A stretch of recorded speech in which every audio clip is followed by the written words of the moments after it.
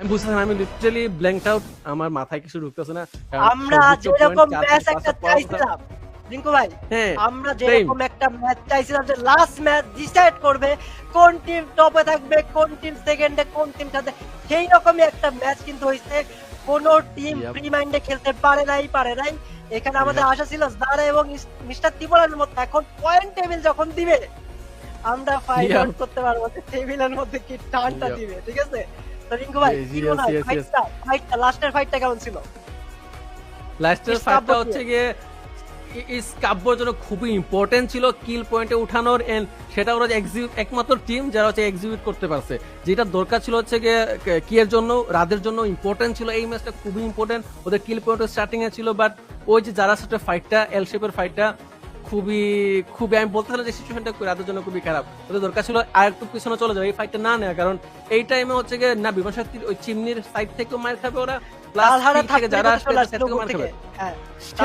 আমি জাস্ট চাচ্ছিলাম যে এখান থেকে ওরা চলে যাক, বাট আনফরচুনেট ওরা আর ফল ব্যাক করে ওরা ভেবেছিল যে কিল তুলে নিতে পারবে, বাট রাত মেবি বোম মারতে যায়, গ্রেনেড করতে যায়, নক খাইছিল এল শেপের বাইরে বোম করতে লাগছিল, আর ওই সাউন্ডটা মেবি দাঁড়ানা পেয়ে গেছিল, দাঁড়ানার নিচে নেমে রাতকে ফিনিশ করে আবার উপরে উঠে যায়।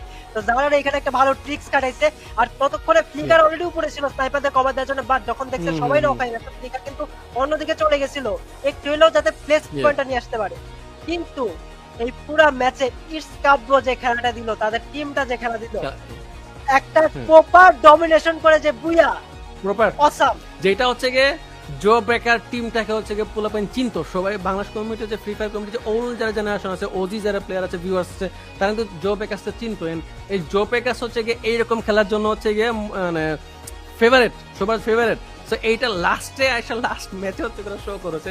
আই থিঙ্ক 23 পয়েন্ট ক্রুল, নয়তো বা 22 থেকে 21 পয়েন্ট, আই থিঙ্ক 21 পয়েন্টে ফিনিশ করেছিলাম।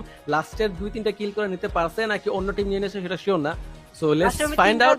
যদি পাইছে 3টা কিলের মতো পাইছে লাস্টে, যদি 3-4টা পায় 35 পয়েন্ট বা 36 পয়েন্ট, যেটা সবচেয়ে হাইয়েস্ট স্কিল পয়েন্ট ম্যাচ হবে। 40 পয়েন্ট ছিল মেবি, 40 হবে না, 40 আগে, আচ্ছা আগে, হ্যাঁ আগে 40 বা 38 ছিল, তো মেবি 70 টাচ করবে, যেটা ট্রিপল আর এর কিল পয়েন্ট ছিল। ও গাইস, কমেন্ট সেকশনে তোমরা যারা দেখতেছো কমেন্ট করো কে হবে এই টুর্নামেন্টের #1 পজিশনে। তোমরা কমেন্ট করে গেস করো, আমরা তো গেস করতে পারতেছি না, আমরা প্রথমে পয়েন্টটা দেখবো তারপর হয়তো গেস করতে পারবো।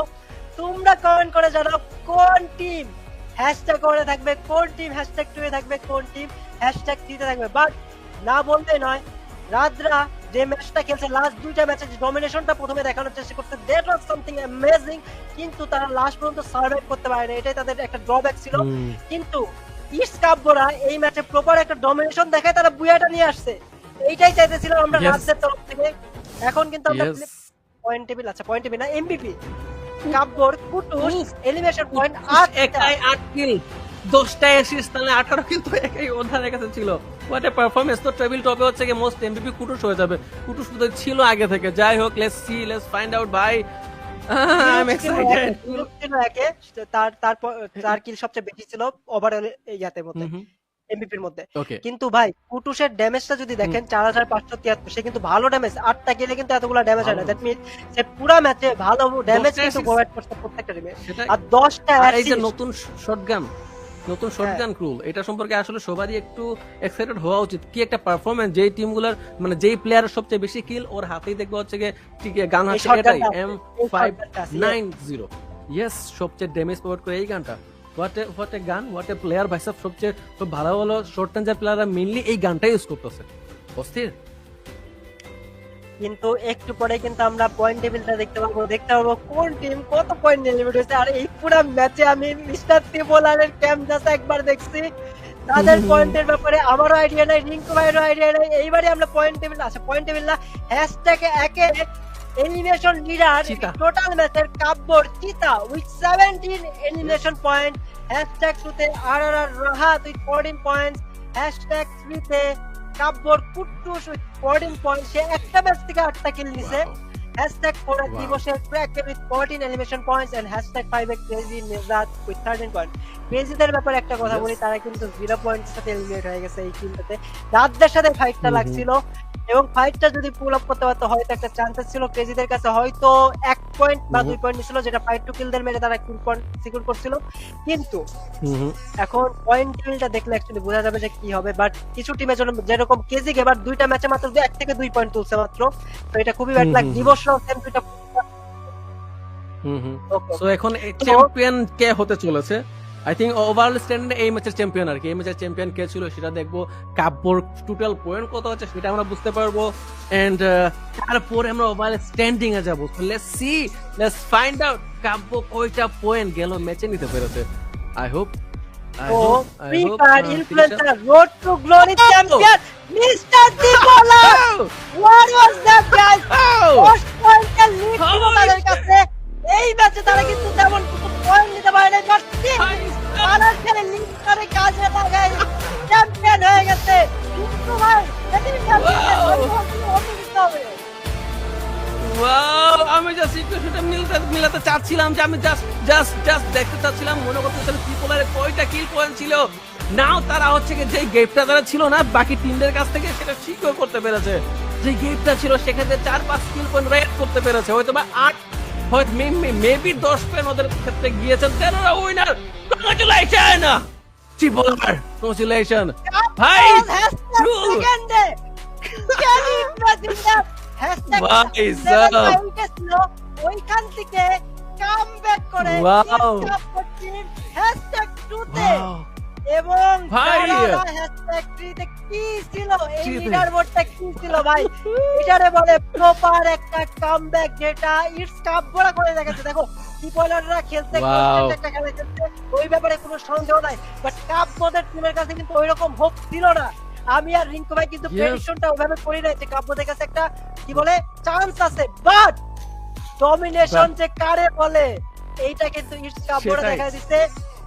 পুরা প্রপার একটা লিড, যারা কিন্তু এই ম্যাচে ওরকম পয়েন্ট নিতে পারে নাই। 1 পয়েন্টের ডিফারেন্স ছিল, দ্যাট মিন্স এরা মেবি 5 থেকে 6টা পয়েন্ট নিচ্ছে, যারা আমার যতদূর মনে পড়ে।